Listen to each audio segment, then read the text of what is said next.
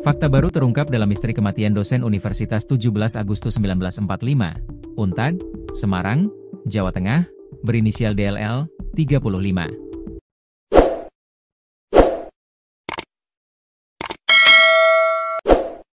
DLL ditemukan tewas dalam kondisi telanjang di sebuah kamar hotel, Jalan Telaga Bodas Raya nomor 11 Karangrejo, Gajah Mungkur, Kota Semarang, Jawa Tengah, pada Senin, 17 November 2025, sekitar pukul 5.30 waktu Indonesia Barat. Ajun Komisaris Besar Polisi, AKBP, bernama Basuki atau B menjadi saksi kunci karena yang pertama kali menemukan DLL tewas di kamar hotel. AKBP Basuki merupakan polisi berusia 56 tahun yang bertugas di Direktorat Samapta Polda Jateng dengan jabatan Kepala Subdirektorat pada bagian pengendalian massa, Dalmas. Karena menjadi saksi kunci, AKBP Basuki langsung diamankan oleh Propam Polda Jateng. Berdasarkan penyidikan awal, AKBP Basuki ternyata memiliki hubungan terlarang dengan DLL.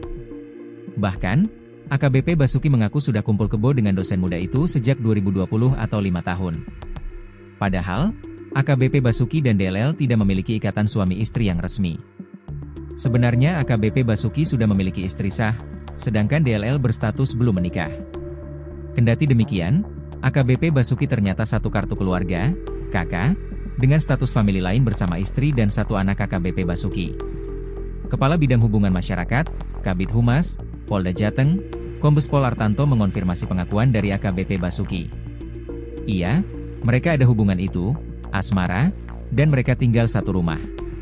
Ini dibuktikan dari keterangan AKBP B saat dilakukan penyelidikan oleh Propam, ujar Kepala Bidang Hubungan Masyarakat, Kabid Humas, Polda Jateng, Kombes Pol Artanto di Mapolda Jateng, Kota Semarang, Kamis, 20 November 2025, dilansir tribunjateng.com.